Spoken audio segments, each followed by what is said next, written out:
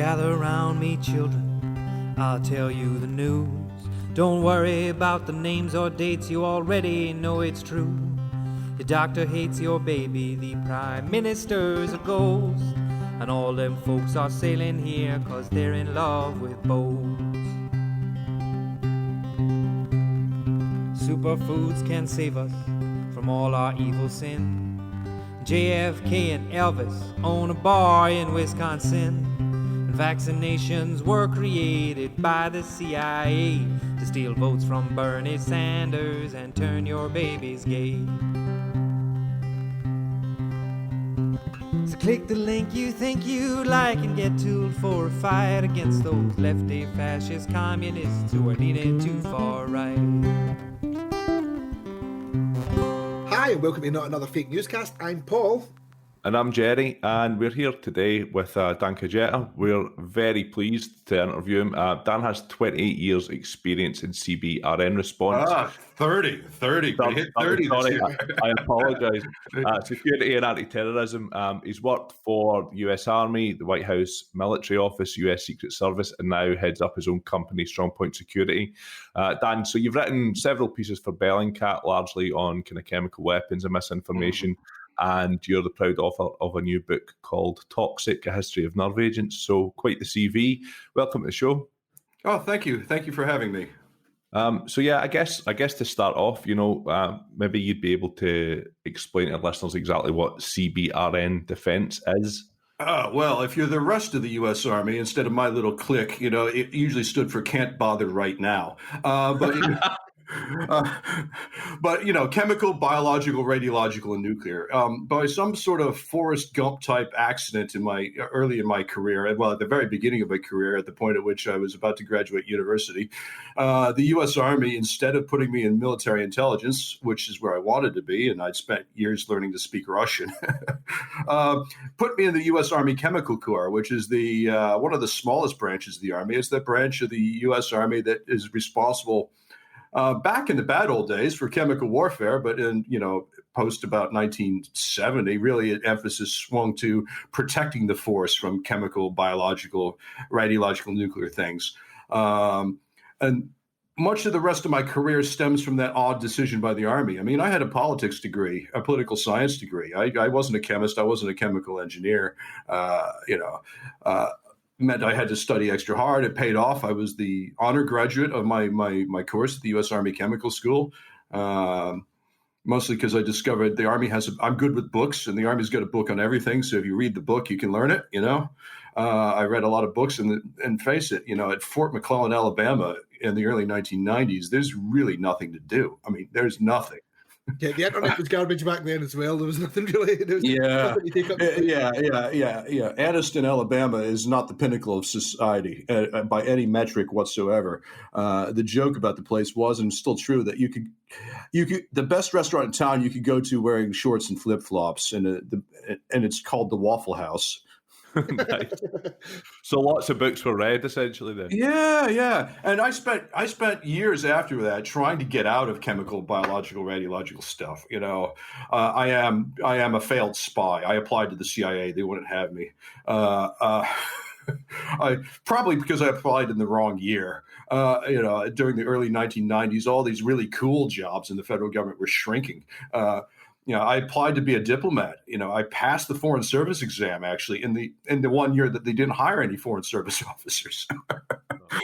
It's almost like this is your predefined destiny that you had no choice. Well, yeah. There's something called the Helsinki bus station theory of career development.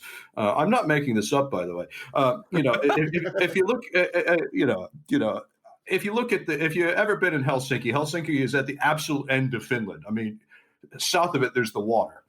The central train and bus station is in the middle of the city, and everything in the rest of the country radiates out from there. The bus route map out of there is basically a bunch of straight lines like a packet of spaghetti. And you're going to go about 10 or 15 or 20 stops before you get to anything where these routes diverge. So if you're going, doesn't matter where you go, you get on the bus, you're going down the same 10 bus stops, and you're like, oh, I'm not going the right way because I can't understand Finnish. So you get off the bus, go back, you go back, get on another bus. You realize it's a totally different bus, totally different number, different destination. You go past the same way. Yeah. So the answer is, if you're going to go someplace, get on the bus and stay on the bus. All right. So eventually I learned to stay on the damn CBRN bus. And has mostly paid off for me. It's led to a full and interesting life so far. And I'm now I'm on the back end of, now 30 years, because it was 1990 when the Army made that fateful decision to stick me in the Chemical Corps. I'm on the back end of this 30 years. Actually, right about now is my 30th anniversary of first having been exposed to tear gas, actually. So anyway, something to celebrate. Something to celebrate. Yeah. And I didn't like it. It's like, oh, I'm not having this. It's quite unpleasant.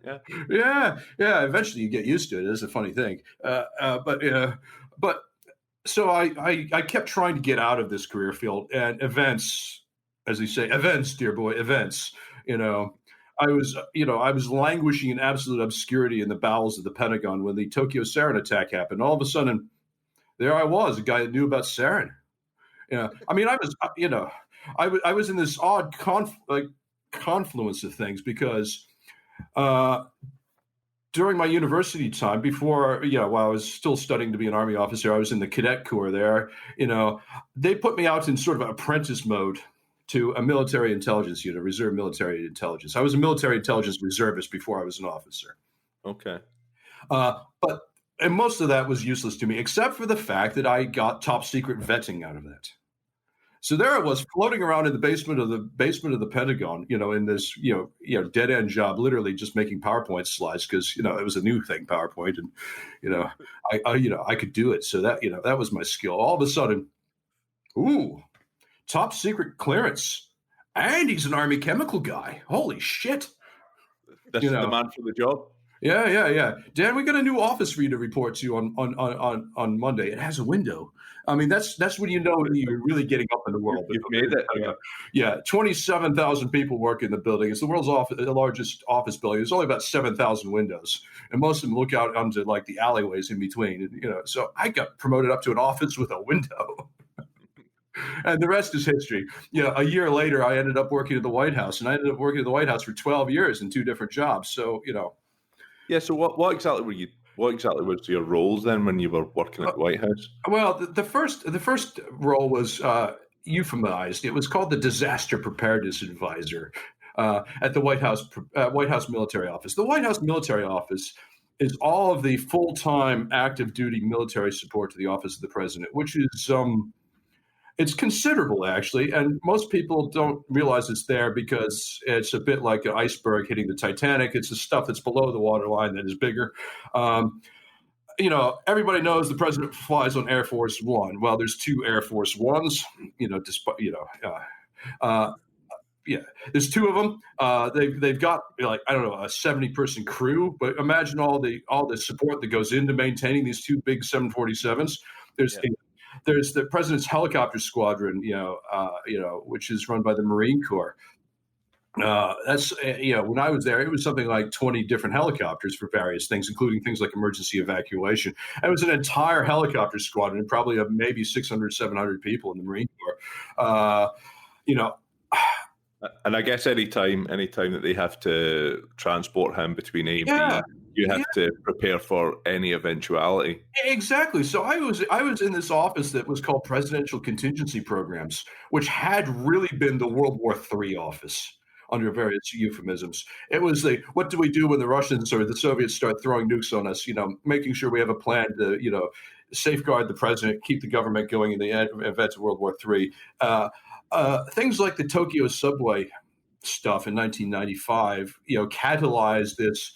Well, and there was a whole process of trying to take emergency management out of the, in sort of military settings and de-Cold Warize it, if that makes a sense, de-Sovietize it. We're not just worried about World War III. We're worried about all these other hazards too. And, we need to know about chemical and biological stuff, Yeah, rather than having one primary focus now. So I was in on the ground floor of this shifting a Cold War mentality in this particular office. and so I had several roles. One of which is, I was the expert on chemical and biological stuff in this staff planning process. It was basically a small military staff. My colleagues I was there actually as a civilian employee. I was a civil servant. I was still a military reservist at the weekend, but my colleagues were majors and lieutenant colonels. I should say lieutenant colonel because it was the U.S., or the naval equivalent like lieutenant commanders and commanders, So I was this military staff officer in this staff. But also I was effectively like the CBRN officer for this vast military architecture that supports the president to make sure that, it was silly things like if you're an Army sergeant, and you're going up for promotion, you're going to the staff sergeant board, you need a little form filled out saying you passed your common task training for the year. And part of that is putting on your gas mask in the requisite 9 seconds and putting your protective gear on in 9 minutes. So I was constantly going over to the White House Communication Agency, throwing a protective mask at some, communications technician who hadn't seen one in 3 years and say, all right, I've got to sign your form, get the damn thing on in 9 seconds. Stuff like that. And I ran a still quite well-regarded 2-week training course. I did a lot of sort of interagency liaison. It was like the best 6 jobs in one you could ever have in certain ways. But eventually, I just sort of I plateaued. It was a job that was graded for one particular pay grade in the civil service. I had gone as far as I could do with that. 9/11 happened. Believe me, working in the emergency plans group, at and after 9/11, when we started to kick off and actually activate all these continuity of government plans, I aged 5 years in about 2 months there. And what happened in the middle of that? The anthrax terrorism started happening. And there I am. I'm the anthrax guy, and I'm one of the only guys in the White House with the current set of anthrax jabs. So when the U.S. Secret Service comes to me and says, Dan, you're looking really tired and underpaid. How would you like to make more money doing kind of the same thing? You'll still be as tired, but you'll have more money for it. So it's a no-brainer, really. Yeah. We'll give you a badge and gun, and you can travel around the world, and you're going to help be on the cutting edge. We're going to develop this thing called the Hammer Team, and we're going to make you one of the team leaders, and all that. And so that's going to win me over. That's great. It's a good name, right? Yeah, that wins me over like flat. Like someone, Secret Service come up, give you a cool name, tell you you're going to fly all over the world as a Secret Service. You've now become the spy that you failed to become in the 90s. You've managed to get there. And you get to go, stop, Hammer Team. Yeah, exactly. And I moved about 400 yards down the street to a different office block near the White House, and let me tell you that this Hammer Team stuff in this bit of the Secret Service called the Technical Security Division. My God, it literally is the best 2 jobs you'll ever have if you add up the amount of hours you work in a week. You see the world, you see the entire world from the back of a van. That was our informal motto in the Hammer Team. We're just a van away from history. So I'm gonna have to revisit the fact that you were sitting in that chair then when 9/11 happened. That must have been a pretty some experience to have been part of the kind of president's security detail and stuff when all of that happened. Yeah, because it was an odd thing because our office was the emergency planning, office. We developed all these plans and processes and procedures and things, but nobody in our office had really much of an actual job to do when it hit the fan. Yeah. Okay. Our we wrote these plans. In the worst case scenario, these plans sort of assume that we're all part of a smoking hole where the White House used to be. Right, okay. So if any of us are actually somewhere and you can sort of add some value on top of the plan, then okay. And 9/11 was one of these things that was it was off piste. It wasn't something we planned on, and it was it was.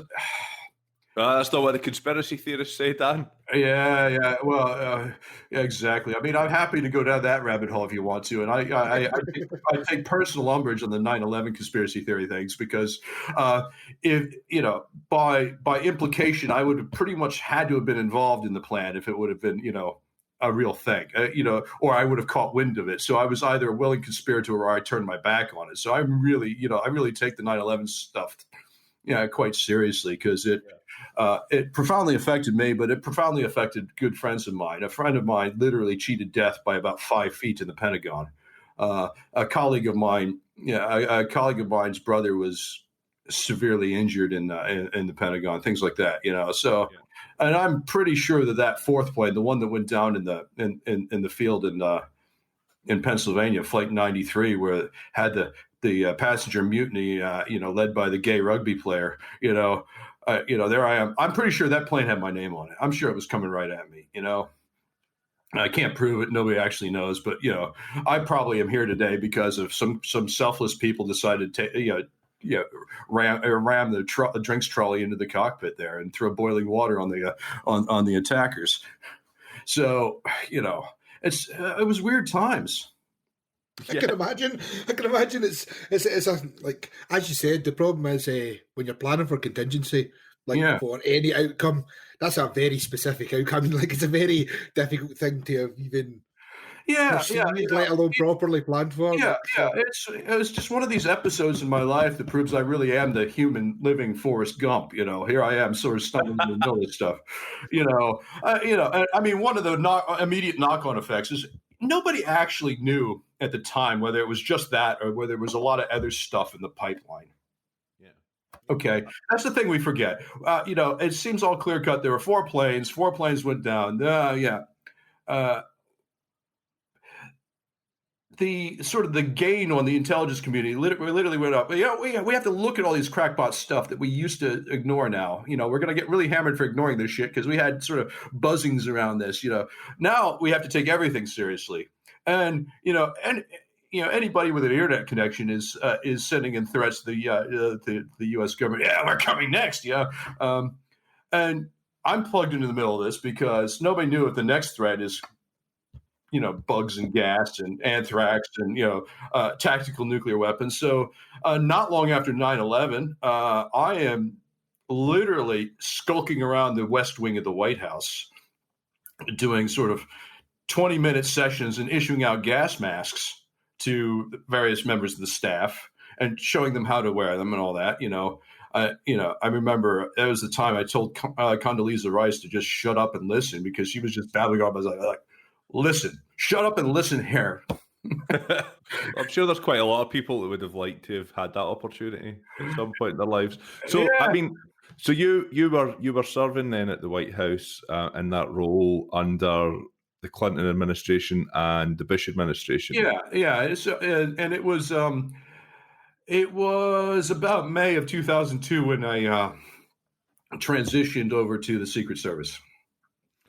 And so what kind of, obviously there might be stuff that you can't talk about, but what kind of roles were you and what kind of projects were you involved in that Hammer team? The Hammer team at the time, and I'm going to give you a caveat. This is all historical. It looks and acts a lot different than it does now. Right. Okay. I was part of a wave of guys brought in to take the Hammer team from an embryonic concept into a real sort of everyday operational thing. A Hammer team at the time I was doing it was a 4 or 5 person team that travels around when the president leaves the White House, basically. Within the White House, there is sort of more. I mean, the president is the best protected when he's in the White House, or he's completely on the move, flying around at random in Air Force One. Those are the safest places he is. Anywhere he's outside of that bubble, the further out of that bubble you get, the more the Secret Service gets antsy. The Hammer team is basically this rapid intervention team to intervene and protect the president in the case of a fast-acting chemical or biological agent. Most of the chemical or biological agents aren't actually fast-acting. That's why our scenarios were really, really focused on only a handful of things, a handful of things that were, what you do in the next 5 minutes is the lifesaver, as opposed to, what you do in the next 2 hours, the next 2 days. Those are, there's a lot of chemical and biological terrorism scenarios wherein the response and the countermeasures are largely medical and it's in the hand of doctors. Yeah. We were worried about things like nerve agents. If the president gets a nerve agent on him, we got to get in quickly. Yeah. a lot of, or you have, very fast acting respiratory hazards like a lot of commercial industrial chemicals, phosgene or hydrogen cyanide, these things that are the classic first and second generation chemical warfare agents, stuff like that. So the Hammer team was this, team of guys from a very mixed bag of backgrounds. Some were former cops, some were former firefighters, former paramedics, a couple guys like me that came out of the military, chemical and biological stuff. We did a huge amount of cross training. I got sort of sheep dipped into a lot of emergency medical stuff. I went off to do this emergency medicine course in Maryland. And then I went on to chemical warfare medic course effectively at Edgewood Arsenal. And, so I got to poison a monkey with nerve agent and bring it back. I saved the monkey. The monkey went on there. Yeah. And that one of the great things. Monkey went on and became the current president of the United States of America. Yeah. Well, the thing is, those monkeys, people say, what a bastard you are. But, you poisoned a monkey. I did save the monkey. I did, and those African green monkeys in this training course worked 4 days a year. The rest of the time, they lived a life of absolute pleasure, these monkeys. It was just those 4 days where they had to get poisoned and brought back to life again. Well, yeah, the thing is, and they're, and they were sedated for the whole thing. So they didn't, they just woke up with the world's worst hangover. I mean, if the pay was okay, I reckon I could do that 4 days a year, getting poisoned and brought back. But that particular training course still exists. The poison the monkey phase has been phased out. Which is, I've seen the effects of nerve agent straight up. I didn't realize a monkey could sweat. A monkey sweats, believe it or not, on the palms of its hands and the soles of its feet. It still has sweat glands. Yeah. I didn't realize that. But I've seen what nerve agent poisoning looks, in a 9-pound, African green monkey. So also then, would your job at the White House, I don't actually know if you can answer this, so if you can't, it's fine, but would your job have been to inspect the president's bunker? The reason I'm asking is obviously in recent events, the president claimed he was inspecting the bunker, and I'd have imagined there was a team for that, and you seem like the man that would know that. I inspected a lot of bunkers in my time, actually. The fact that there is a bunker under the east wing of the White House is public domain knowledge. It's well known. It's well established. There's a lot of photos taken in it actually on 9/11 because that's where Dick Cheney went on 9/11, and there's photos of actually my boss, sort of photobombing Dick Cheney on 9/11 in there. I shouldn't say too much because he follows me on LinkedIn. But anyway,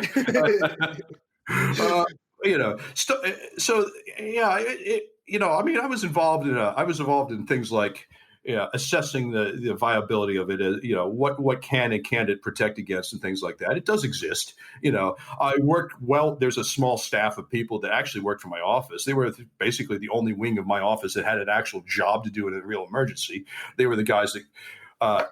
They did two things. They kept the bunker and also maintained all the backup power for the White House because the backup generators are in the bunker, which makes sense. Yeah. And the whole thing dates from World War II when it was, the east wing of the White House, which is where the bunker is, was built in World War II. And said, well, we better build an air raid shelter underneath it because that's the new wave. The thing has had many lives since then. Yeah. So the idea that the president, sorry, I'll just to finish that then, the idea that the president was inspecting said bunker during the riots seems unlikely since there's a team of guys that may or may not do that. Yeah, inspecting, he picked up whatever word he wanted to pick at the time. That's how he does. Yeah. He picks words out of the air and the word inspect came to him. I'm sure that's what happened, So, I guess I never really thought about this before, but then to run something like that in an emergency situation, you must need like a crew of like electrical maintenance technicians, etc., to run the generators and stuff that have security clearance and stuff as well. Is that how it works? Well, yeah. The White House power section, at the time, and I have no idea how they're configured now. At the time, was mostly Army and Navy guys. Not a huge number of them, but staff around this. They were largely generator mechanics by training, and I had to train them on other things, on like how to do decontamination and stuff like that. And I knew these guys pretty well, I mean, and because they were always there, always in the basement of the White House, and they had tools. Okay, they had, they were my go-to guys if I needed something. If you needed something, yeah, that's those were the guys to ask. So I need to ask you then, obviously, did you have any dealings with President Clinton or President Bush themselves? Not many dealings with President Clinton at all. I met him several times. My job was, at the time, I was in the White House military office job. That job is pretty well removed. I met him several times with the president's military aides. The president has 5 military aides, one from each branch of the service. They're the guys that carry the so-called nuclear football, but they have other jobs as well too. And I got on pretty good terms with all his military aides. And, at various points, I was walking one way with one of the military aides. The military aides don't hang out with the president all the time when he's in the White House. They're with him when he's out of the White House, sort of thing. They have an office at the other end of the White House when he's in it. But I'm walking one way with the military aide. Here comes Bill Clinton with 3 Secret Service guys, and military aide introduces me to Bill Clinton. I mean, that was the extent of it. Whereas I was around George Bush an awful lot in the Hammer Team job. Right. I have to explain, and this is all public record now. I wrote about it in an article several years ago in a very obscure trade publication. But when I was the team leader, usually when I was the team leader, I'd be wearing whatever the uniform of the day was, usually a business suit with chemical protective long underwear underneath. So I'd be the guy sweating, and my ill-cut suit at the time is sort of bulging out because I've got a pistol on one side, my radio on the other side, and rubber gloves shoved into a pocket, stuff like that. And I have this big, unwieldy-looking black rucksack while everybody else has a briefcase. And my job was to stand. I would stand kind of outside of the inner perimeter. The inner perimeter is the president and his 4, 5, 6 Secret Service guys. I would be outside that inner perimeter, but usually in the next room or off stage. The joke at the time, and when I trained new Hammer Team guys and how to do this, you wanted to be a grenades toss away, because your job is to charge in when there's a problem, not be part of the problem. So you want to be far enough away that you can react, protect yourself, then get in and deal with the problem. That's the same thing with the president's doctor and that military edge. So and usually there's also this guy, the PCO. He's the communications guy. If urgent message traffic has to go to and from the president, this PCO, it was usually an officer or warrant officer from the White House Communication Agency. So this cluster of support staff is in the wings, literally and figuratively. So I would hang out with those guys. Right. Okay. All right. But I must have met George Bush 15, 20 times. I got to know a lot of his staff quite well. His chief of staff, Andy Card, knew him really well. His deputy chief of staff, a guy named Joe Hagan, knew him very well. So what did you think of President Bush? I mean, you got to take the politics out of it when you work in a job like that. Yeah, of course, yeah. I got the impression he was actually a really nice guy. And one of the things I got from the fact that he would actually talk to people like me without being prompted. He would talk to the military guys. He would talk to his Secret Service guys. He'd go work out in the gym with guys. I got the sense. I mean, if you look at his family tree, he was brought up very well. He grew up with servants, but he grew up in what passes for the upper class in America, and was brought up well to treat the servants like human beings. Yeah.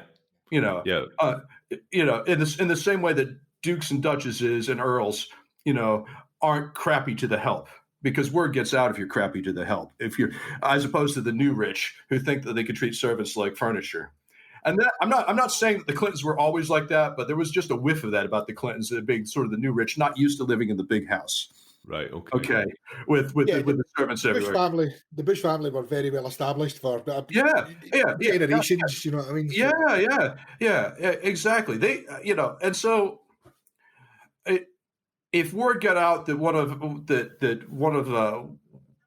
of us had a problem, he'd try to help. I mean, a friend of mine, one of my fellow Secret Service guys, was very ill in hospital. Right. And the president sent a card. More importantly, the president told his physician, Dr. Tubb, go call that hospital, make sure they're doing the right thing, and get back to me if they're not, and we'll do something, sort of thing. I mean, fortunately, my friend was in Johns Hopkins and well looked after, but if Doc Tubb, who was the president's Air Force colonel, personal physician, if he felt that my friend wasn't getting the right care, I don't think I would have wanted to been that consulting physician in that hospital. But yeah, I mean, so that's kind of an example of him going above and beyond what he had to do. And the thing is, he never made a scene about it. He did an awful lot of jogging and running and mountain biking with wounded soldiers, and he made sure that the press was nowhere near around that because he didn't want that to be a press thing. Yeah, he was doing it because he wanted to. Yeah. I have seen the general consensus that when you remove politics, regardless of where his politics went, and more importantly where his party were dictating, as a general human being, it was relatively easy going and kind of almost like, I mean, I don't say like blue collarish, but essentially like just like a man of the earth, even though he was a very well-off man of the earth. But And when he would go down to his ranch, he really tried to be just a regular guy and go out with a chainsaw and cut brush and chase the cows and stuff. I really wonder how history would have treated him if 9/11 hadn't happened. I mean, and I really don't think world history would have been hugely different if Al Gore had been in the Oval Office of 9/11. And face it, it was down to razor's edge, a couple hundred votes in Florida, which way we would go on that. I don't think it would have changed hugely. The post 9/11 events there. And I mean, history now reflects on him. There's a lot of us looking very fondly back at the the Bush administration. We had a choice right now. We had a choice. We would definitely be taking Bush, right? Donald Trump has done the absolute impossible. He's rehabilitated George Bush and has made liberals like the CIA. I mean, in that sense, he's done something pretty amazing, I suppose. So it's we are where we are, and we're in odd times. So how do we make the jump from you in that role with the Hammer team and the US Secret Service to what you're doing now, where you're writing books and you're writing articles and stuff? Yeah, well, I live in London now. I'm a British citizen now. I have both passports. But along the way, doing the Hammer Team stuff, I met a nice gal from England. I don't dare say she's English because she's Cornish. All right, okay. Yeah. Don't make that dangerous. Yeah. When the rugby comes on, it's she follows Wales. So out of Celtic solidarity, one of the only live rugby matches I've ever been to has been the Cornish Pirates. So nice. Yeah. So I met her while I was traveling the world, and eventually, long distance relation, something's got to give, and it's coming up in 2008. Now, 2008 was an election year. Okay. Yeah. 2004 had been an election year. I learned the hard way, and I know why the immediate aftermath of an election year is when the Secret Service has huge percentage turnover. Because working through an election year in one of these protection jobs just grinds you into a pulp. Yeah. Now, you end up stressful. You end up becoming materially quite wealthy out of it off of overtime pay, but that's blood money. It really is. There have been times I would have written a check to the U.S. government for $500 for a day off. Here's $500. Can I have tomorrow off? Please. But so I was really, I had sort of used up my Hammer Team. I had used up the Hammer Team stuff. By the time I left the Secret Service, the Hammer Team was transitioned out of my division, but I wasn't. Okay. Right. A shame, really, because, me and a handful of other guys had huge amounts of expertise. The Secret Service was looking for things to do with me, By this point, I'm a very senior civil servant. I'm grade 13, step 10, with all this extra overtime pay. I'm making a lot of money. I did this because they didn't know what to do with me, I had a 1-year secondment in the research and development branch, which was odd because I wasn't a scientist or an engineer, but I did really interesting science and engineering stuff there. But that came up, and then there was the whole, what are we going to do with Dan? It's like, and the options were, well, we need to give you a career broadening assignment. Which means what exactly? I learned in the Army early on. And anybody who knows anything about the federal government, whether as a civilian or as a military guy, when they talk about giving you a career broadening assignment, that's an absolute euphemism for shit job nobody else wants, but we got to find somebody. Right. Yeah. And I put in these career preferences for the handful of other cool gigs I could possibly get. I seemingly wasn't going to get any of them. I wrote a position paper to try to create my own radiation countermeasures branch, but that didn't go anywhere. I also, by this point, I had used up every single possible excuse to use the U.S. government to fly to England to visit my girlfriend. Yeah. I did very well at it, but I kept, I got myself appointed as on a liaison committee that met for a whole year, and I kept having to come to London for the meetings and things like that. Eventually something had to give, and I proposed to my girlfriend, and I said, I chucked it all in. I had technically enough combined military and civilian time that I could technically retire from the U.S. government. I can't touch a pension until I'm 62 or something like that. But there I was, age of 39, actually retiring from the government. They had to really check their maths at headquarters, and people say, how can you possibly leave the Secret Service? It's like, easy. You go over to the headquarters over near Chinatown and you fill out. And that's you. Yeah. And so I became one of those immigrants that the Daily Mail writes about. I came to the UK, on a fiance visa, green card coming over here, taking people's biological chemical jobs. Well, I ended up in actually a very well-paid job here quite quick. Once I was allowed to work, I couldn't work until I got married, and then had to both produce the marriage certificate and my wife down at the immigration office in Croydon. Croydon's a temple to concrete, I have to say. But anyway. But then I could work. I had permission to work. I very quickly got a job. I worked for a company called Smith's Detection. You've probably seen their stuff if you've ever been through an airport. They do X-ray machines and metal detectors and stuff. But they're also the world's leading manufacturer of chemical warfare detection equipment. So I worked for them for 3 years. Interesting job. Again, I made a lot of money there. I still have some of that money in the bank. I'll be brutally honest. I didn't adapt well to the British industrial office workplace. I just didn't like the office politics. I didn't like this funny reverse commute I had out to Watford every day. Hell, I didn't like Watford. That's going to lose me somebody. Yeah. I mean, it's easy to make fun of Watford. I can see why, having worked there. It's really easy. It's really easy. I mean, it's quite easy to make fun of Watford, in all fairness.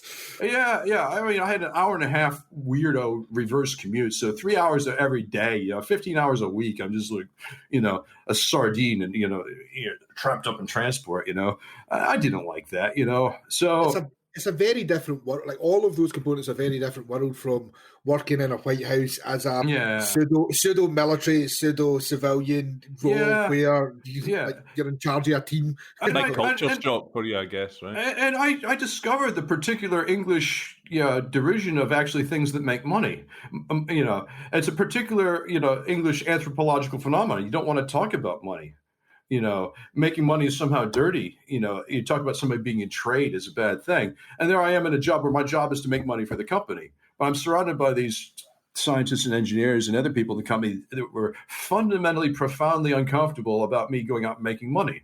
They're like, guys, if I don't make money, you don't have a job, because somebody's got to, you scientists develop something, engineers build it, I go out and sell it. Sell it. Yeah. And I was actually really good. I mean, I got to the point where I could sell stripes to zebras, but at the end of the day, I didn't like the job. And, so I quit, set up my own independent consulting, which has had good years, bad years, so I wrote a very, very well received, very dense technical textbook I've done a huge amount of writing. I've only recently sort of penetrated the mainstream press with things like The Atlantic and the Washington Post. I'm very proud of getting an article into Nature, the world's most prestigious, is scientific journal. My scientist friends are all insanely jealous about that. So here I am. It's not like, sometimes it's all well and good to be able to write academically and research academically, but if you have the ability to write in a manner which makes it a pleasure for the reader, that's not something that every academic has. I mean, and I realize that, both my master's degree and before that my bachelor's degree were in social sciences. I mean, it was a political science bachelor's degree with a lot of history and economics, and I ended up doing an awful lot of writing. And I went to a university that really pushed me on the fundamental skills of writing, regardless of what I ended up writing for. And that was good. And my master's degree was in history and politics of Eastern Europe. I had to do an awful lot of writing. I had to do a lot of reading. And if you read, I don't think you can be a good writer without reading a lot. It'd be really hard. Yeah. And I read a lot, and I am not at all intolerant of bad writing, and I see a huge amount of bad writing, Yeah. I'm not saying I'm the best writer in the world, but I mean, I'm one of a handful of people that can talk about chemical warfare, biological warfare, this kind of stuff without it lapsing into the lurid or the turgid. Yeah, totally. Yeah, it's not totally dry when you write about it, which I guess is how you've ended up writing your book, which we'll get on in a minute. Yeah. I'm interested to know, exactly the circumstances whereby you ended up writing for Bellingcat, for example. How did that come about? Well, this is clearly one of those things where, my last true effort to escape, to get off the Helsinki bus, to use the metaphor, I didn't really think I could make a living as a consultant in this field when I left Smith's Detection. I reckon I could dabble in it, but I was going to have to do other things to actually, make a living. That's why my company is technically a security consulting company, because I really set it up that way. I thought I was going to be able to do a lot of security consulting, because on the back of my career, I mean, I ended up doing an awful lot of stuff that was actually really falls into the traditional physical security stuff. I'm eminently qualified on that stuff. But I never really got much of a foothold there. I occasionally get a little bit of traditional physical security stuff. Now, not long after I, get into this stuff, and I don't have a lot going. I didn't have a lot going in 2013. Okay, there's a civil war going in Syria. I got some consulting work going on a few other things. I'm kicking around on a couple of things. But, there was this guy. I didn't even know his name. I just knew him because he was running this blog called the Brown Moses blog, and he's examining the war in Syria. And his name's Elliot Higgins. This is back when I had 78 Twitter followers. Okay. I was a nobody, and I was just he puts out a tweet one day. I had never met this guy from Adam. He says, "Hey, any of you guys out there know anything about chemical weapons?" Up to this point, he'd been looking at, just traditional rockets and bombs and rocket launchers and stuff in the Syrian war. And so I tweeted him back, "Hey, actually, I know a lot about this stuff." And next thing you know, I met Elliot. He came down to London one day. He was based in Leicester, we had coffee at the British Library, had a chat, and then this is several months before the really big, August 2013 Ghouta attack. And all of a sudden, boom, he says, "Hey, I can't deal with these media on this stuff. I'm just quoting what you said. Why don't you just talk to these people?" So next thing you know, I'm on the BBC. I'm on ITV. I'm on this. I'm on that. So much as I hate doing television work, I ended up being quoted in dozens of print publications. And the thing is, I started ending up knowing all kinds of journalists. Up to that point, I didn't really know many journalists. So I ended up, and I go from 78 followers to 2,000 or something like that, and so. My role as Brown Moses blog turned from a sort of very amateurish blog run by one guy. It grew into this concept, this scheme, this open source intelligence platform, and they started not just analyzing stories, but developing tools that other people can use, and teaching people how to do it. And people think that because I've done stuff with Bellingcat, I'm a great open source intelligence guy. Not really. I am in the in-house chemical and biological warfare guy for that. Yeah. Okay. You just happen to have a lot of knowledge in that. Yeah. Sphere. Yeah. And it led me. It gave me a platform. Yeah. It got me involved more directly in the world of conspiracy theory weirdos.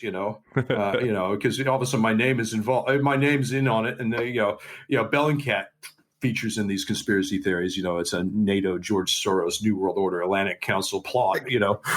I was wondering coming into this how long it was going to be before George Soros got mentioned as a possible financer, because The thing is, this is going to blow people's mind. I actually met George Soros in 1992 when I was working on my master's degree. I can hear the articles. I can hear the typewriters bashing away right now. Yeah, exactly. I am the Lindbergh baby. So I am the grassy knoll. Yeah, and I guess like the fact that you've also written for Integrity Initiative, that's also kind of been massive fuel for exactly these bloggers. And it's the Integrity Initiative thing is exactly like my Bellingcat thing. There were some guys doing basically saying we've got this project to fight the alternative narratives and stick to the truth. Okay, we got to fight the misinformation somehow, and they came to me for precisely the same reason that Elliot Higgins came to me in 2013. Says, "Hey Dan, you're clearly the guy to talk to. We've read your obscure articles. We looked at for years I've been writing in various trade publications and stuff like that. We read what you wrote. You can write. Yeah. How about we pay you, freelance rates to write some stuff?" And so I'd have to look at my spreadsheet. I wrote maybe a dozen articles for them. Most of them are more or less along the lines of countering the various, things that cropped up on the Sergei Skripal thing. I, off the top of my head, I don't think I wrote anything for them that wasn't on the Sergei Skripal sort of nerve agent, chemical warfare, misinformation theme. And then, they got trolled severely. They got hacked. Their invoices, their admin records got leaked out. How I get doxxed as being working for Strongpoint Security when I'm on the company's house filing. It's like, this isn't doxing if it's a matter of public record, guys. How am I being outed as the author of these pages for the Integrity Initiative when I'm on their website under my own name? That's the weakest outing ever. Okay,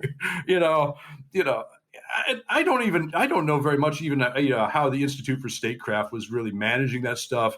Basically, I worked with a couple of guys there. I wrote stuff. They put it up on the blog and say, "Hey, this is good stuff. We're getting a lot of hits. Can you do another one?" That's it. And eventually the money dried up and I stopped, Yeah. And that's the mundane reality. The shocking thing was that unlike most freelance writing, they paid their invoices more or less on time. Other writers were shocked. That is suspicious. Huge red flags. Red flags. Yeah. Some people were really taking umbrage at my rate, which was 40p a word. But that was above average, but by no means the top of my astronomical scale. Yeah. My Nature article paid something like 65p a word. It's more like 20 or 30p a word if it works out for other things. Some of my stuff is denominated in euros. So that's just the nature of freelance writing. Yeah.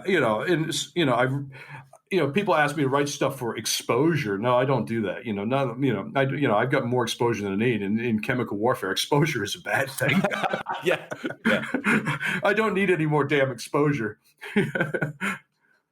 So the book that you've written, so it's called Toxic. It's a history of nerve agents, right? Yeah. From the Nazis kind of through to the modern era. Yeah. So Tell us a bit about the book. Well, a publishing company called Hearst, which is my publisher, they're here in London. I didn't really know these guys terribly well. They came to me originally to review some concepts for other books. Right. Okay. And that ended up to me having a lunch with Mike Dwyer, who's the head guy there. He's the publisher there. And we started talking about books, and, a particular book I was looking at, they wanted me to review a proposal. There's half a book there. That's not really, and there's no market. I'll buy a copy because I find it vaguely interesting, but nobody else will. And so it just got to the subject. Well, is there something you can write about? For years, I'd wanted to write about the history of nerve agents. Okay. I'd done an outline. I tried to flog it through the traditional way, through a proper, New York book agent, stuff like that. And the publishers at the time didn't touch it with a barge pole. Like, think it was going to be some sort of how-to manual. No.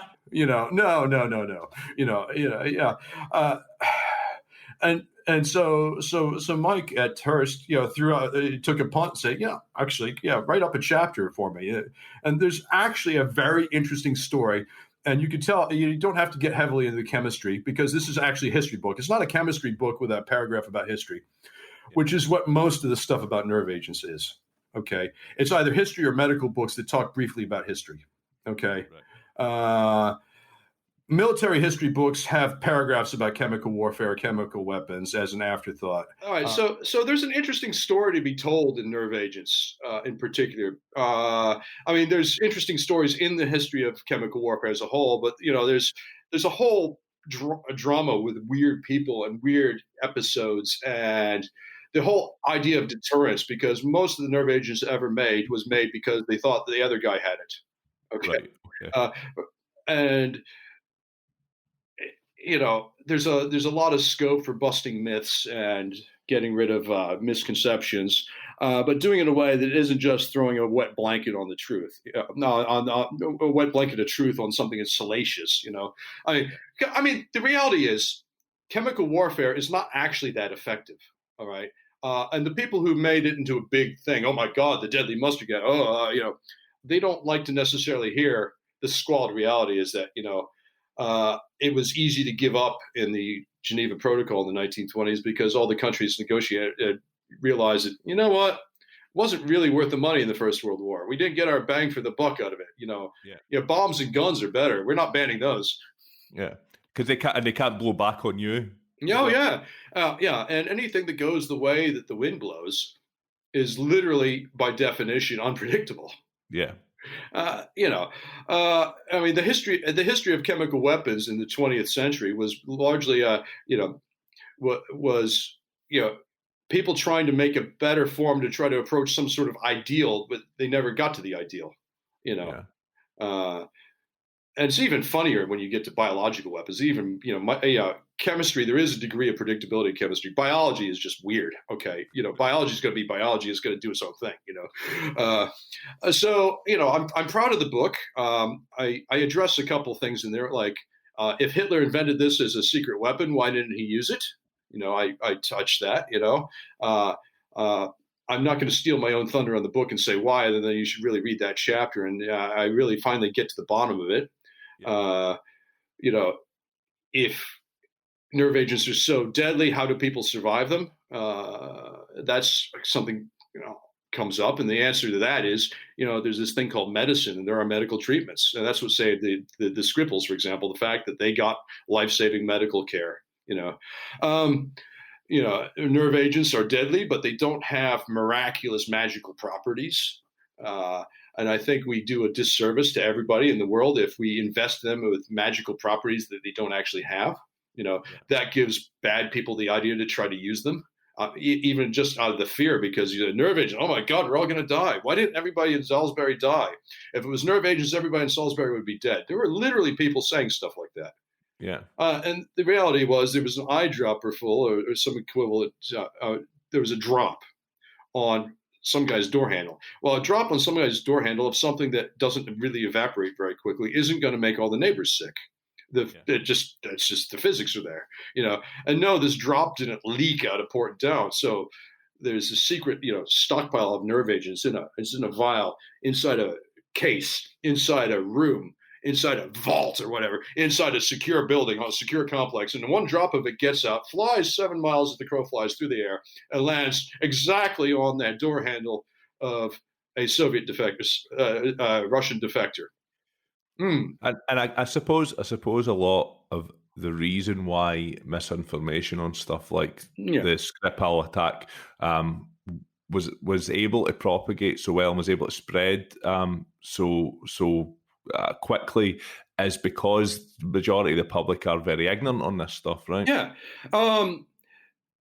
Yes, again, chemical warfare is blessedly largely a 20th century phenomenon as opposed to the 21st. The great exception to that being the Syrian War.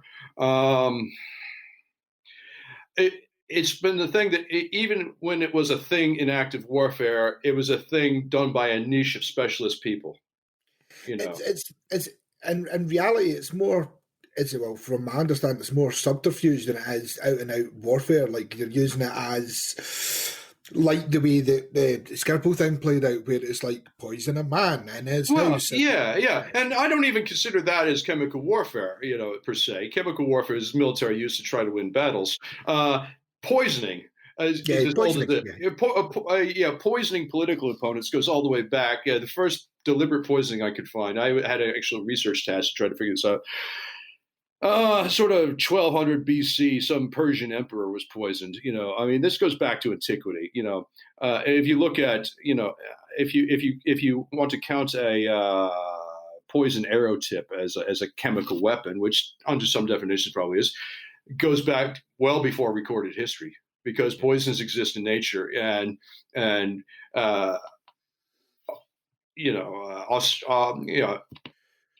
native peoples in Australia have been using, poison tip things as far back as anybody can recall, and nobody knows how far back that goes. It could be 40,000 years. We don't know. So use of poisons is one thing. Use of chemical warfare to try to win battles is another thing. And we had a funny little Venn diagram where within the space of a couple of years, we had the, Korean dictator's brother poisoned with a chemical warfare agent, and the Sergei Skripal thing. So the two occasionally just sort of run together, Yeah. And it's back to specifically the nerve agents, because I didn't make this about poison or chemical weapons. I mean, it's specifically about nerve agents. There's an interesting story to be told there, Well, and where can people get the book? Is it available yet? The book launches the 2nd of July. It is available for pre-order on Amazon. Foils and Waterston's both have it for pre-order. If you're a Oxford sort of person, Blackwell's is taking pre-orders. I would also say, because it's out there in the ordering system for independent book sellers. Yeah, I would say I'm all for independent bookshops, haranguing them to see if we can get it in. I'm easily found. I'm the only Dan Kaszeta on the list. And it's called Toxic. Don't confuse it with the Britney Spears song of the same title. I was kind of hoping it was going to discuss Britney Spears' comeback in her career. Yeah, slightly disappointing. I have cameo appearances by celebrities in my book. You'll have to dig far, but my book has sort of drive-by appearances of Ernest Hemingway and Shirley Temple. There you go. Nobody would ever believe that you could work them into the history of nerve agents. I have, and I want to bet on that. Well, yeah, I wish you every success with the book, and I would encourage our listeners to go and give it a read themselves. Or even, I should say, even if they're too skint to buy it, go and encourage your library when such a thing reopens in these pestilential days. Encourage your libraries to buy it. If you're writing especially nonfiction like me, actually library sales are an important part of the revenue model. And I want people to go to their library. There's this thing called the public lending right in the UK where I get 9p or something like that when somebody checks the book at a library. It occasionally adds up to a pint of beer. So I'm not saying you have to. I want you to read my book, whether you read it. Not in London, it doesn't. Yeah, exactly. So I encourage people to read my book, whether you end up buying it or get somebody else to buy it, borrow it, or whether you want to harangue your library into it. Fine. And there's going to be an Audible one coming out. There's going to be a Kindle version. So you have no excuse, people. Are you doing the voice narration for that? Gosh, probably not. It's not up to me. It's the rights have been sold to a particular company. I'm not going to say yet because it's not official news, but they do their own thing. They have their narrators on contract, and I imagine that'd be a lot of work. Oh yeah. I'm not sure I could read my own work into a microphone and keep a straight face, so without editorializing on the fly. Well, that's it. I mean, it must be so easy to do that, to actually just editorialize. Just like, this bit doesn't really matter for the story I'm about to tell you. Yeah. And it just reminded me of another thing. God, did I write that? Yeah. So it's probably the best. Accountants should probably never do their own tax returns. Surgeons never operate on themselves. I mean. So curiously, because you were just kind of. Because of your area of expertise and currently we've touched on the conspiracy nonsense that exists all over the world, have you been dragged into any ongoing discussions about our current pandemic, because obviously there is a small subsection of the world at the present moment that believe this is a military action. Yeah, well, that's what got me my publishing debut in the Washington Post, much to the shock, amazement, and possibly dismay of many people that knew me from my Washington, D.C. days, to open the Washington Post in the morning and see me in the op-ed section where, so I have commented on that. The question is COVID-19 a biological weapon? And, and the long and short of it is there's both technical and non-technical reasons why it's probably not the case. Okay. Again, I could go on for another whole hour on this particular subject, and I'm going to have to cut this short quite soon because I've got some other things to do. But the answer is, no.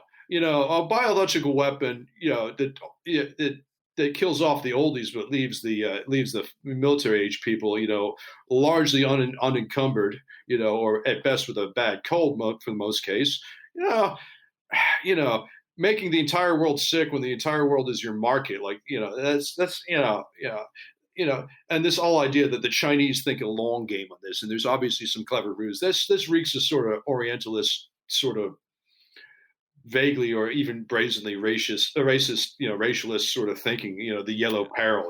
Those clever Chinese. It's obviously their game. We just don't know what the game is yet. It's they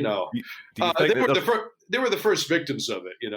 Do you think there's potentially any root of truth in the possibility that it could have stemmed from a leak in a biological lab in China? I don't think that can be systematically excluded right now.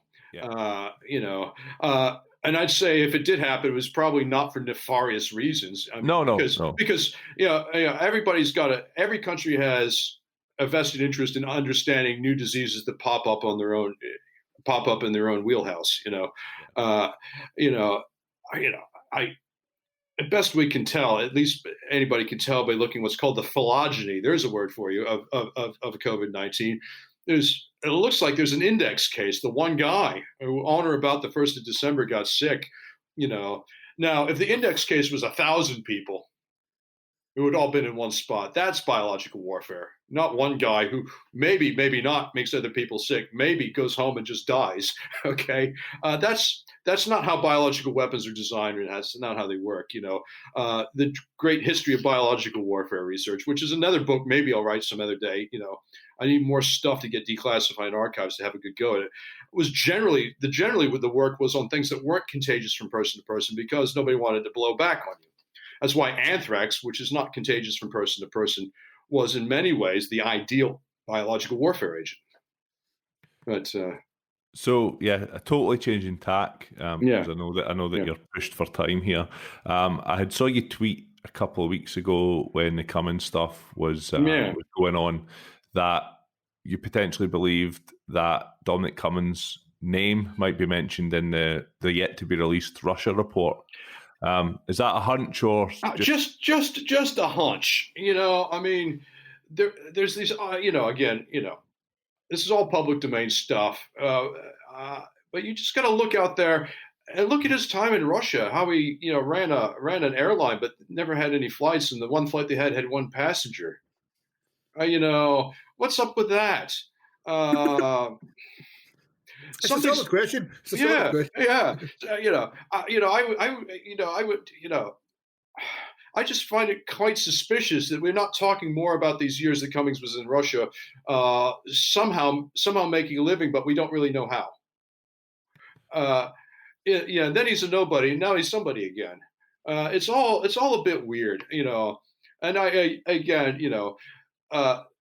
I only ask that question because I occasionally just ask I think your readership is mature enough for me to use the phrase. Sometimes I like to throw a turd in the punch bowl. They definitely are mature enough for that. Yeah. So sometimes if you throw a turd in the punch bowl, you look at the reaction. What happens? I'm not the only guy to say something like that in Twitter, just to see exactly what the reaction is. I mean, do you think that people should be concerned at the fact that the Russia report hasn't been released? Yes, and I'm shocked and appalled that in this day and age where seemingly everything else leaks, that hasn't. I mean, all kinds of things leak.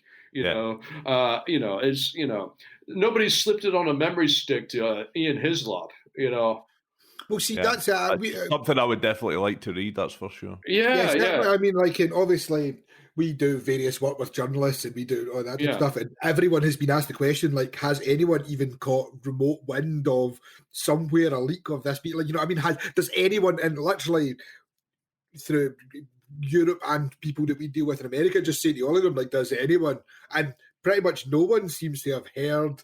Yeah. That in and of itself is suspicious. It's unusual. Yeah. So I guess something a bit more lighthearted, not terribly so, but it was one of the first things that kind of brought you to our attention was some of your work on Twitter and for Bellingcat talking about the sort of myths around Islam in London, yes. roads and Sharia law and stuff like that. Yeah. So, yeah. Well, you find these guys out there, and they're almost always guys. Sometimes they're gender indeterminate because you can't necessarily tell who's behind some of these accounts. American Patriot 51697. This idea that there are sort of armed enclaves of entirely Muslim neighborhoods in frankly, anywhere in the West, but particularly in London, that are walled off and that you can't go to them. And it's like somebody would have a photograph of it. It's a city of 9 million people. I look at the map.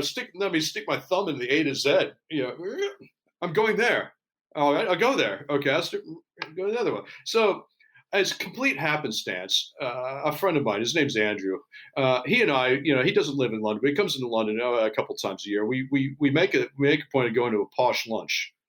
Yeah. And so we went to this restaurant, Galvin La Chapelle, 1 Michelin star, which, as would happen, only by a matter of inches, it's in Tower Hamlets. Right. The reviled Tower Hamlets. Yeah. The Islamic Caliphate, under Sharia law. I can only presume it's a Michelin star halal restaurant because of its location. And it's right by Spitalfields Market. I got there. I got there sort of too early. I wandered around Spitalfields Market, and there's a police car. There's a Carluccio's there. Thinking I'm going to tweet this just to wind up a few of these nutters. So I did this Twitter thread of this, and it went viral. I mean, I can't remember exactly who really pushed it out and retweeted it. There's this gal named Hen. She goes, I don't know her surname. She's an Arab American. She tweets under the handle Libya Liberty or Liberty Libya. She's absolutely funny. I think she retweeted it because she's all for this sort of myth busting too. And it just went viral. I mean, within hours, and I'm like, holy fuck. And next, I'm not even home, and the Metro says, hey, can we print this? It's like, yeah, okay. Yeah, and it's a total. We read the article. It's a total piss take. But it's got the clickbait headline, and nothing will ever come to this. But honest to God, every month. You get used as an example. Yeah. You get used as an example in arguments that we'll have online as look, here's a guy, like, just because of the headline, like, purely because of the headline, no one's ever actually read the article, but, like, here's an example of a man who experienced Sharia law in Tower Hamlets. Yeah, well, and you know, if you tweet the link, the photos that come up, which are mine. I didn't write the article actually, but I take credit as the photographer because those are, you know, one is a police car in the alleged no-go zone. One is a deli stand selling Italian charcuterie, all of which is pork. And the third one is me in the kitchen with my knives, because there's another one of these things. Oh, knives are banned in London. You can't have any. You can't even have a butter knife in London. So, photo me in my kitchen with my elaborate set of chef's knives. You know, even the photos are just a wind up. It's just like a total, you know. But it's a fun way to kind of, like you say, dispel myths and you know, question some of the misinformation that's out there. So I guess to kind of close the show, Dan, why exactly would you never enter a Las Vegas swimming pool? Because I got a phone call in the middle of the night from a very, very high-ranking government guy, an Army colonel who was a specialist in infectious diseases. Says, Dan, where did you get this sample? It's a shop of horrors. And it came out of a Las Vegas swimming pool, this particular sample vial. Totally not by mistake. The you know, it was meant to be a controlled background sample, you know, and I advised somebody who was trying to send in something for analysis, you know, get a couple, you know, background samples from where you are, to get some tap water, get something else. You know, so he collected some swimming pool water, you know, along in with the suspicious substance he wanted identified at the lab. The suspicious substance turned out to be something totally harmless, but the swimming pool water was an absolute microbiological train wreck. So what kind of things did they find in there? There's a substance called cryptosporidium, which is quite resistant to chlorine. Another one called Giardia, which is a virus. Again, quite resistant to chlorine. It's quite not uncommon in the American West, but there's some exotic stuff. DNA leading to tularemia. It doesn't mean tularemia was in there. Tularemia is an infectious disease it's spread by horseflies and deer flies. It's endemic in the western U.S. So, like, did somebody throw a dead rabbit in the pool? I mean, seriously. Like it's STIs and drugs and all sorts of things. Not to mention the chlamydia and the traces of laxatives and 3 kinds of opiates. I mean, you know, clearly whatever goes on in Vegas ends up in the pool. Yeah, it turns out it doesn't stay in Vegas. It leaves with you once you get out of the pool. Yeah, exactly. So, you know, when I tweeted that also went viral, and, you know, I got deranged to, you know, I didn't realize that the Las Vegas pool enthusiast was a Twitter community that was capable of offense, but, you know. You can offend everybody. Exactly. Be sure of that. So I'm gonna have to use a pseudonym when I go to Vegas. But if there's any place in America that is all set up for going there under somebody else's name and paying cash for everything, it's Vegas. Yeah, that's for sure. Well, that's you're not going for a swim, but you're going for a swim, which is amazing. Yeah. So thanks very much for taking the time to speak to us today. Thanks, guys. This has been fun. Yeah, I've enjoyed it. All right. So we'll let you know when it goes out, and we'll send you some links over and stuff. But yeah, thanks for taking the time to speak to us, and best of luck with the book. All right, thanks a lot, guys. You have a great day. Cheers. Bye.